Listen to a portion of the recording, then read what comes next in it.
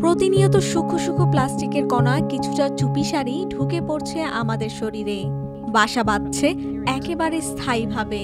পুরো শরীরটাকেই যেন রূপান্তর করে ফেলছে প্লাস্টিকে। শরীরের রক্ত থেকে শুরু করে প্লাস্টিক পৌঁছে গেছে আমাদের কিডনি, ফুসফুস, এমনকি হাড় পর্যন্ত।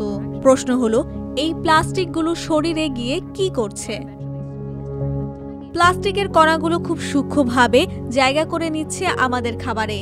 পলিথিন ব্যাগে আনা বাজার, প্যাকেটজাত পণ্য, প্লাস্টিকের ট্যাপের পানি কিংবা প্লাস্টিকের বোতল, বিভিন্নভাবেই এই মাইক্রোপ্লাস্টিক আমাদের শরীরে প্রবেশ করছে।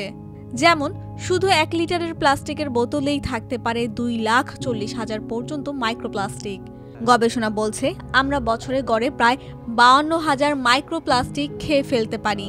এই কণাগুলো এতটাই সূক্ষ্ম যে আমাদের কোষের মধ্যেও জায়গা করে নিতে পারে। আমাদের শরীর এই কণাগুলোকে পুরোপুরি ভাঙতে পারে না, জমা হচ্ছে আমাদেরই অঙ্গ প্রত্যঙ্গে। তবে শরীরে এমন প্লাস্টিক গ্রহণের মাত্রা অনেকটাই কমিয়ে আনা সম্ভব।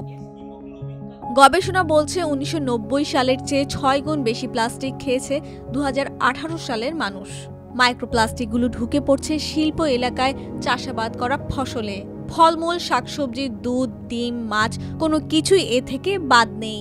এগুলো রান্নার সময় তাপে তরলে রূপান্তর হয় এবং ঠান্ডা হলে তা পুনরায় জমে যায়। তবে রান্নার সময় ভালো করে ধুয়ে রান্না করলে প্লাস্টিকের মাত্রা কিছুটা কমানো সম্ভব। মাইক্রোওয়েভে দেওয়ার আগে খাবারের প্লাস্টিকের মোড়ক থেকে বের করে আনা ও গরম পানীয় প্লাস্টিকের কাপে না রাখাই উচিত।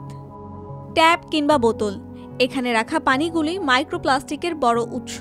গবেষণা বলছে প্লাস্টিকের বোতলের প্রত্যেকবার খোলা বন্ধের ঘটনায় প্রতি লিটার পানিতে প্রায় 553টি মাইক্রোপ্লাস্টিক তৈরি হয়। এই জন্য ভালো মানের ফিল্টার ব্যবহার করতে পরামর্শ দেওয়া হয়। ভালো জগ ও পানির ফিল্টার কমাতে পারে প্লাস্টিক গ্রহণের মাত্রা।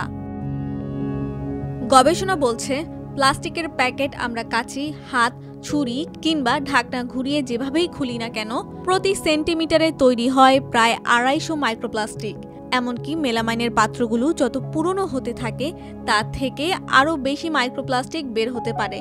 এই জন্য প্লাস্টিকের পাত্রের বদলে কাচের পাত্রে খাবার সংরক্ষণ করাও প্লাস্টিকের মাত্রা কমিয়ে আনতে পারে।